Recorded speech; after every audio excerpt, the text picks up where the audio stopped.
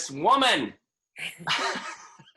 She is one of the top 10 acting teachers anywhere, period. And okay, she was in the original cast of Grease. And I was blessed to act with her in the short film directed by Katie Kurtzman, The Pool Boy. The one, the only, Miss Joy Rinaldi. Hello, David. Hello, oh my God. A nice introduction. You know, it doesn't matter how many credits I have, it's the being in the original cast of Grease on Broadway that everybody relates to. It never gets old. It just never gets old. Well, thank you for that. It's true. You know, there are other things in your credits that I want to list too. And before we do, I want to introduce, because we have guests today, which we're very excited to have. We have Bernard Smith, we have Natalie Oden, and we have Jacob Lintz, all wonderful actors and performers here today. So yes, so Grease, right? Yep. Grease it is, yeah. And in fact, we just had a Grease virtual, because that's what we're going to be talking about, virtual Grease reunion of the original cast. And some of us hadn't seen each other in 30, 40 years. And do you know, I recorded it 3.5 hours just talking to each other. Oh, how fun. I'm so glad. In that company. And actually the first national was the same way. We have bonds that go back forever, and they will always be there. As long as we're around, we will be bonded. So yeah, it's like, you know, that's part of me. That's a big part of me. Even though it's history, it's still current. It's always current in me. Although I don't get cast as a greaser anymore. Grease is the word, how fun. And the other thing, you know, there's so many things about you. I saw you we're on one of my favorite TV shows, Soap. Oh my God, you are so dating me. Well, if you know I was in the original cast of Grease, you can do the math. You can give all my old credits now, David, because the cat's out of the bag. Yeah, that was on Soap. I love comedy. That's my favorite thing. Yeah. Oh my God. Well, I mean, there's so many credits you have. And, I think we have one more wonderful actor joining us today. I'm hoping we have Miss Janetta Ward. Janetta Ward is coming in. I'm putting it in here. Ta-da! Hello. Hi, Janetta. How are you? Good. How are you, David? Oh, wonderful. Well, we have Janetta here, and of course Bernard, Natalie, Jacob, and everyone. Of course, this is Joy Rinaldi. Thank you. So, tell me about the McCadden Place Theater. This is your theater. What made you decide? Yes, we have two 50-seat, very empty, unfortunately, little theaters. They became empty about March 15th, and they're still empty. They're 100% empty. But yes, my partner and I found the theaters in 1979. We are now the oldest. The McCadden Theater is now the oldest equity waiver theater in Hollywood. Wow. So if you think, it's over 40 years. So, and we've done some incredible award-winning shows, and I didn't really want to do theater. I just moved out from New York, and I wanted to, you know, I'm going to do film and television. Yeah. And, you know, when I retire someday, like what I am now, but I'm not retired, I thought, well, do it in my old age. And he was like, no, we want the theater. And then I thought, you rent, like you do in New York, you rent everything. And he said, no, you have to buy it, because otherwise they'll turn it into a parking lot in 30 years when your lease is up. Oh, which no. Unfortunately has happened a lot. You know, we could not sustain the theaters if we did not own them. Right. We couldn't. I mean, so everybody is struggling in their own way. So we're grateful and blessed that we have those two little theaters. And this is not forever. Everybody has to remember this is not forever. Yeah. So, and I have to say that theater is, when I think of a theater in Hollywood, That's the first theater that comes to my mind. A smaller theater that is just whenever I can rent it out, whenever I can go see shows Right, there. you have many times. Yeah, we have. I think the balcony makes a big difference. We have a working balcony, so you could do Romeo and Juliet, but not that you would. But there's so much. We've had musicals where they put the band up on the balcony. I mean, there's a lot of. The last show I produced and also did a lead in it was called the Lost Virginity Tour, and it's about 4 women of a certain age living in a retirement community, and it's just a laugh riot, fun show. 93 pages, and all 4 of us over a certain age had to memorize 93 pages because we're never off stage, never. So it was very good for my confidence in that I can do anything if I decide I'm going to do it. And they may be doing it as a tour, in which case I will do it again. Oh, wow. And an equity tour. It will be a union tour. I like this. Yeah, I haven't been out on the road. You don't want to know how long. And I haven't been in this would be a national tour. I haven't done that ever. Wow. Anyway, that's not what I want to talk about me. I want to talk about what's going on in the world and what we might do in it to make our lives better and then continue it after this coronavirus thing is over. Wonderful. Well, I'm going to just put the speaker view on you and yeah, here we go. Joy Rinaldi. Okay. Are you on me now? I'm on you. Because I don't know. I can't. I'm only seeing you. My whole thing's going to be to you, David. Oh, okay. Do you only see me? I only see you. Well, I see on the side. I see everybody else on the side. Oh, okay. But yeah, I'm happy. I'm happy to talk to you. You're such a dear friend. So that's not a problem. And you've done so much too. And I've seen a lot of your work. I mean, this is the friendships that go on for decades and decades. So anyway, what do we do about our passion, which for us, I'm talking about acting. I'm an acting coach. I'm still an actress. I produce. I also salsa dance. I'm not doing that. Those clubs are closed. Go to the gym. That's closed. But how do we keep our passion alive when we are sequestered and we can't do a lot of things? I am a very touchy-feely teacher. So I have people touching faces and holding hands and pushing each other. That's not there. So the way the teaching's going on now, I'm still teaching my class is called Close-Up Acting, closeupacting.com. And I concentrate on the intimacy about it, close-up acting. So the first thing I want to tell you is I'm going to talk a lot about how we work with this thing called the computer, or with how we're going to self-tape and all of that. And it's not going to go away. When this pandemic thing is over, we are still going to be doing this. Why? Because the casting directors and producers and directors have found out that if we actors do all the work for them, they don't have to rent a studio.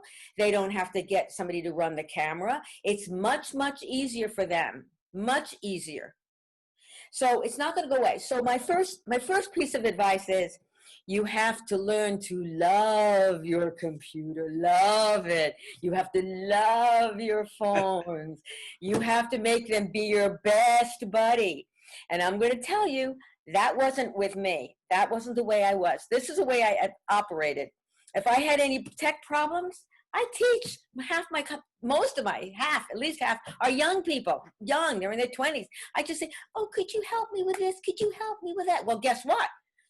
They can't come to my house and hover over my shoulder and do it, or me hover over their shoulder. No. So I've learned, I know about this stuff about intimacy, which I'm going to talk about the practical part. I'm going to talk about that too. You have to learn it. I don't care how old you are. And a lot of things are easily bypassed just because you're not aware. I mean, so let me talk about it. So first thing is, television is about intimacy. So how do we continue with intimacy? So the first thing is, let's say there's two ways. One is Zoom. So let's talk about Zoom first. Let me see if I left anything out in that first part. Okay.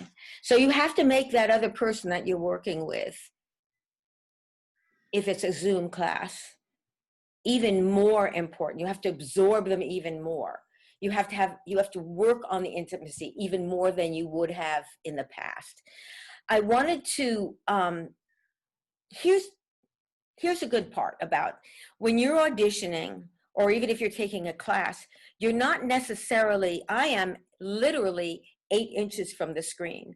If I was doing a scene with David, I'm literally 8 inches.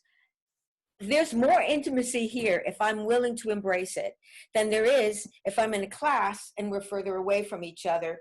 I can't embrace him, right? But I'm really close to him. It's just letting everything else, all the peripheral things go, just like you would if you were performing. Whether it's stage, film, or television, it's still that same thing. I want to read you something. So that's the advantage of Zoom, is that you are right there. I want to read this. So someone wrote this. This was way before the pandemic.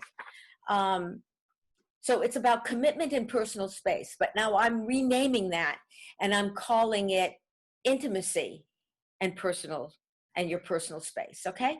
So and I use this in my class, but this is always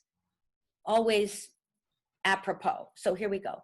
A meeting between you and another person, your acting partner, or in some cases, whoever's reading with you in the camera. A meeting between you and another person is a mutual discovery, which requires complete mutual commitment. Each of you must be willing to open up your personal space to the other for the duration of the scene, if you expect to enjoy a shared experience. So even though you may be reading with a casting director, we're going to get to that later, where you don't actually literally have a casting director. I'm going to show you how you can still have another actor. Okay, so you cannot force others to open up their spaces to you, but you can, I love this word. I didn't write this. This is someone who was writing about public speaking, Glenn Bennington, okay? You can invite them and make it easy for them to open up to what you are saying and feeling. So it's an invitation for people to come in your personal space. I think it's something like 18 inches. If you come closer than 18 inches, people say, hey, you're in my space. Here, you're inviting people into your personal space. You're saying, come closer. Yeah, closer, you, yes. Now, to open your personal space to others, you have to do 2 things. First, you need to become comfortable in the presence of others. And you do this by choosing, the word choose. You choose to feel the presence of another without being threatened. It's a choice. You make that choice. Second, you need to let your comfort expand to include the other. This establishes an intangible connection between you and your partner, one that you can continue to feel even at a distance. So that means even if you're filming and you're looking away, if you have really established that where you're really absorbing and letting the other person into your personal space, you will still have that feeling. And I'm saying now you have to do it with this box. Yeah. You know, so I can look at David and invite him into my space. Now, the way David's set up right now, I'm not looking at David, but if I was looking at David, I have that opportunity. It's a choice. It's a choice. And the more I think about letting David into my space, the more I let him into my space, the less I'm going to be thinking about myself. And that's the key, is not to be thinking about yourself, but thinking about the other person. If it's a scene, what do you want to do with the other person, or to the other person, or for the other person, whatever that is, okay? Oh, see, now in your own personal house, the phone sometimes rings, and I don't know how to turn it off. Well, I know I could probably take it off the hook, but it won't be forever, and it's probably just what do you call those calls? Robot calling me. Okay, it won't be forever, robots. I promise. That's the first time that's ever happened. Okay. It happens to you. All right, so so the first thing I'm going to talk about is self-tape also. Everybody's going to different Zoom meetings. Lighting is different everywhere. I need you to see my eyes. I need you to see me. Now I'm just going to do this and show you the difference. So I know I have to find light. I don't have a lighting guy. Right. I don't have a costume guy. this is an international good color. So is the one David, if you notice David's wearing blue. So if I go this way, it's not as good lighting. If I go this way, and the only thing I've done is there's windows over here. There's no windows over there. Find your light. Find your light. I'm not in my studio. I'm not, so I have a ring. Everybody should have a ring. Now for Zoom, you're not going to be using your ring, but you need to make sure, like if I'm teaching, I want you to see me. Okay? It's still, there's a certain intimacy. We were talking about this earlier. There's a certain intimacy just because people aren't in their, you know, cold, not that they're cold, but cold studios. They're actually with, I feel like, you know, you're in my house. Yeah. I'm in your house or your office or wherever you are. So that if you allow yourself and you look around and you say, oh, she's got a picture of trees, you know, looks like, and I'm like, she likes cats. And I mean, you start looking around, oh, she's got a curio closet. She's got a stained glass. You can allow it to be more personal just by being observant. The first thing they tell you as an actor. And it's okay to allow the personal of you to come out. Absolutely. Absolutely. Now, if I'm auditioning, I'm not doing it with this background. If I'm doing a Zoom audition, I have places in the house where it's a blank backdrop. And I'm going to talk about way more about that when we get to self-taping, where you're using your cell phone. But here, it's just because I just want to be seen. If you're doing something, I mean, like everybody here I can see pretty well, except Bernard, because he's in a dark. But if he moved around and saw where his light source is, he could just carry his laptop and put it, and then I would see his features and I would see more of him because I want to see the eyes. As an acting coach, that's what I want to look at. As an actor, I want to see the other person's eyes because they are the window to the soul. Okay? So that's where that one is. All right. So that's it. I want to talk about on the Zoom. And if you have other questions, here's another thing. I go to Zoom meetings not to do with acting, and I see either this, I know it's like crap, or I see this, and I see one like they say if you're going to cut this way rather than the chin, but you really want it closer, and that would be true for this as well. But you want it so that I'm seeing most of your face and don't cut anything off. People get distracted by that, and I don't want people distracted. So they say, so that's about right. Okay. All right. So we did the lighting, the clothing. This is one of my favorite pieces of jewelry, but so I wanted something where I would feel good, do things. If I'm reading a part, then I'm going to do some kind of not a big costume thing, but something that kind of goes with whoever the person is that I'm representing when I'm auditioning. Okay. All right. Now let's go for the self-tape. That's where I think all the changes are going. I'm already doing that. I'm already self-taping. So let's do the first thing we started here that has to do with lighting and stuff.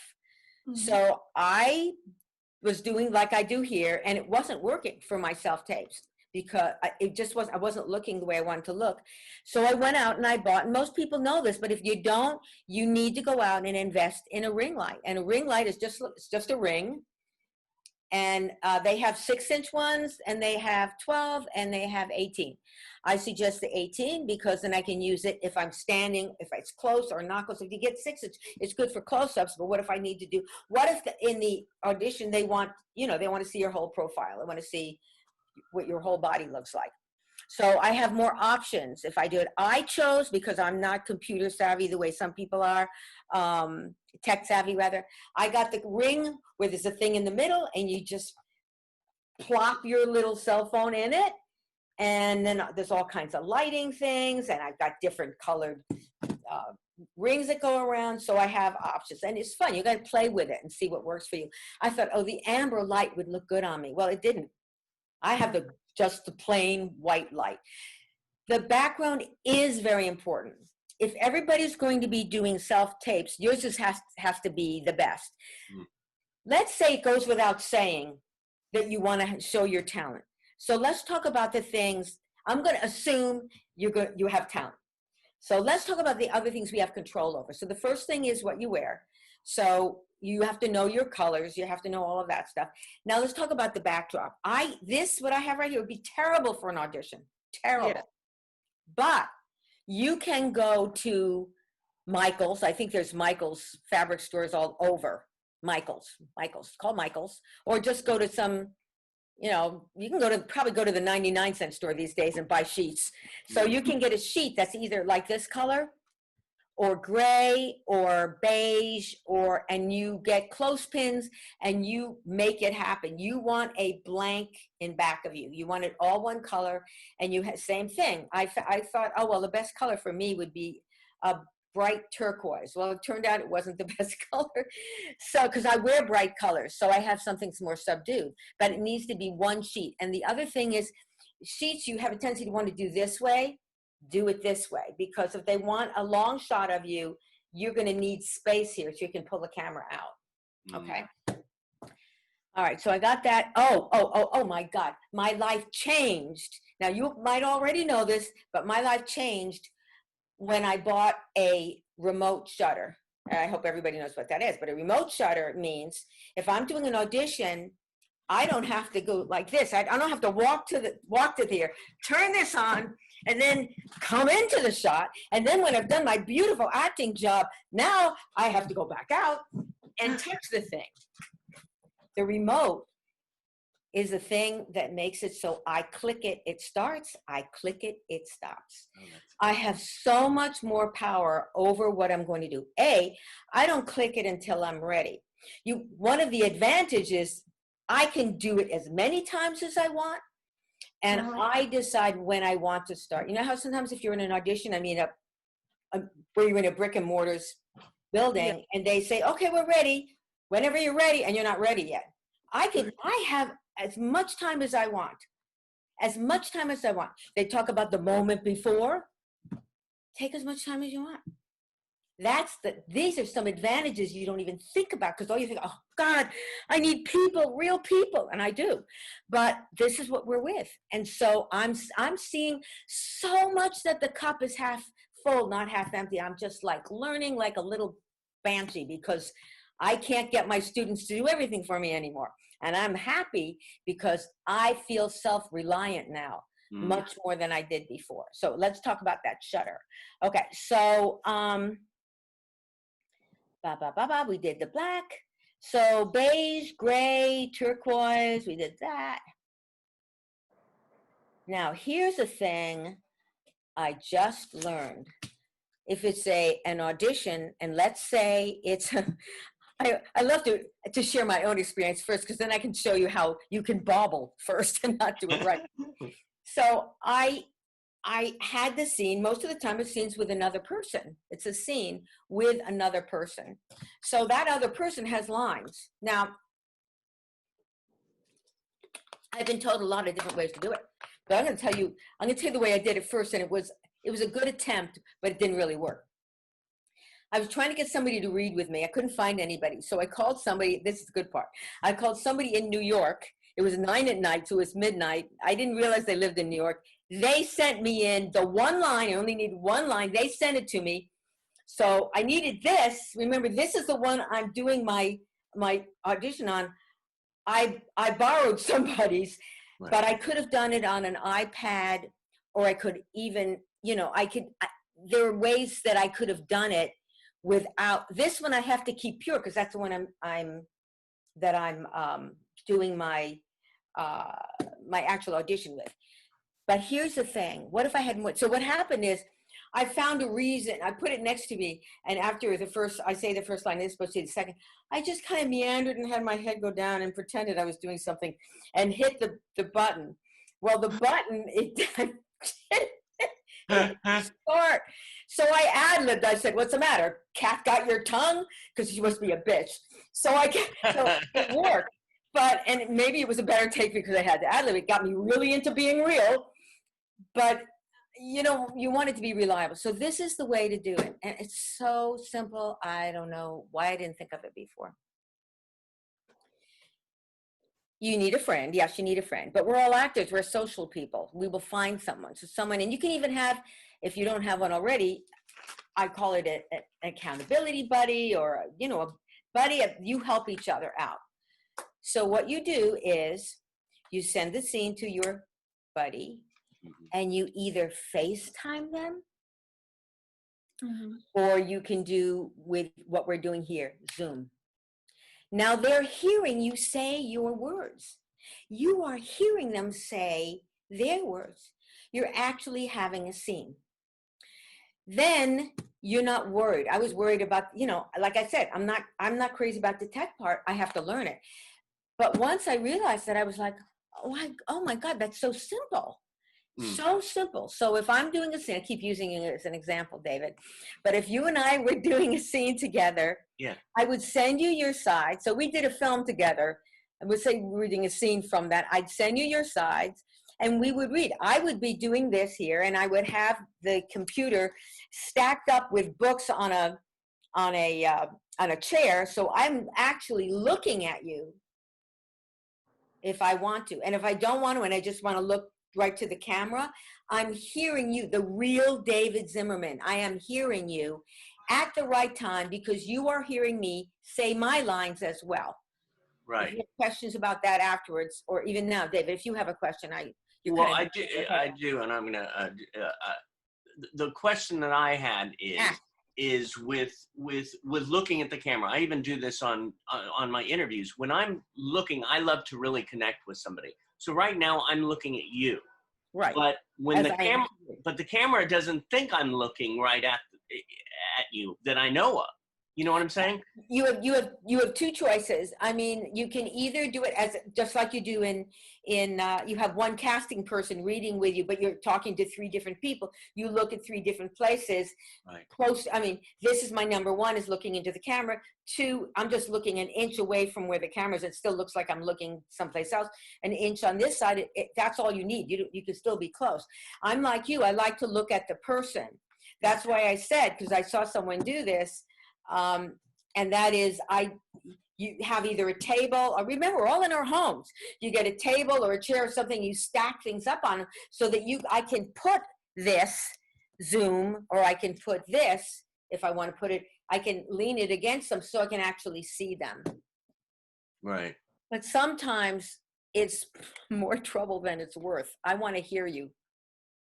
And I want to see you if it's possible. Right. Right? Because if you're doing, go ahead. It is interesting, though, when you looked right at the camera, it was very powerful. Yes, it is. The thing about when you do it, especially when you just did it, it had power behind it. So here, all right, so I'm putting my cell phone right above the computer. Mm-hmm. And if I'm looking at you, you'd be right on here. I'm pretty much looking in camera. Right. You understand what I'm saying? Yeah. So you have to find what works for you. Again, then you're going to be a little face. You know what I mean? And sometimes you might not be able to get someone who has well, I'm saying do it live. In other words, do it in the moment. I mean, a lot of people have suggested just have them tape it, but you know, if you're doing an audition, I'm not going to do it the same way twice. So maybe if you pre-taped it and sent it to me, it might not coordinate. I'd rather have it do it live. I would much prefer to do it live. Does that make any sense? Yeah. Ask me anything, because I'm really starting to get that, and I'm actually starting to groove on it. I'm actually starting to enjoy it now. Not in the beginning. I'm grooving. That's an old word, you young people. That means you're having fun. Okay. Let me see, is there anything else? Oh, the other thing that, again, has to do with this new venue. For years and years and years that I've taught, I've always said, you know, have it pretty much memorized, but keep your script with you. In these little box auditions that we're doing, or even here, I'm saying memorize it really well. Memorize it. There's too many extraneous things now.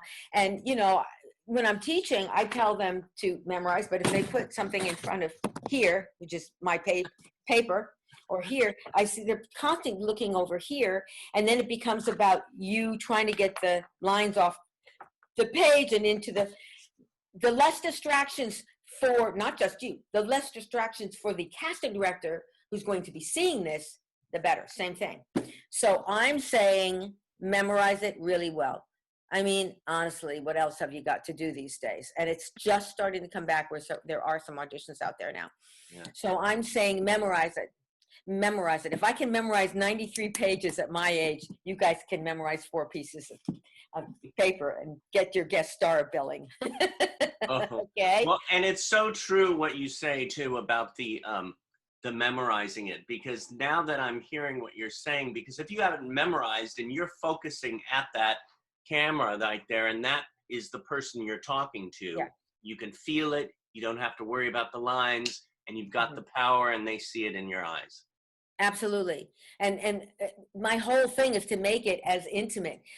I mean, the reason I ended up calling my acting classes close-up acting, because you get your Academy Award not from when somebody's chasing you with a gun. You get it when it's something intimate, whether it's happy or sad or some fear thing or anger or love. It's your close-up that's the most important part. Well, that's why your classes are one of the best around, because you're so right there with that person. I loved, you know what? I acted for decades, and I fell into teaching by accident, and it is a second passion. I love teaching as much as acting, and there's a different kind of a thrill when someone you're teaching is working. It's different. It's completely different. I was I don't know if you all know who Storm Reed is. I never take people under 13. She was 9. Storm Reed did A Wrinkle in Time. Oh, I know. And with Oprah Winfrey. Yeah, I know who she is. You know who she is? Yeah. So anyway, she was. I said, oh, I don't want to take somebody that young, and her manager said, Joy, just look at her, just see if you'll think. I had her for years, and she's doing so well. But it's a thrill to see somebody you taught their names up in lights and stuff. Anything, even little things. I love it. I love it.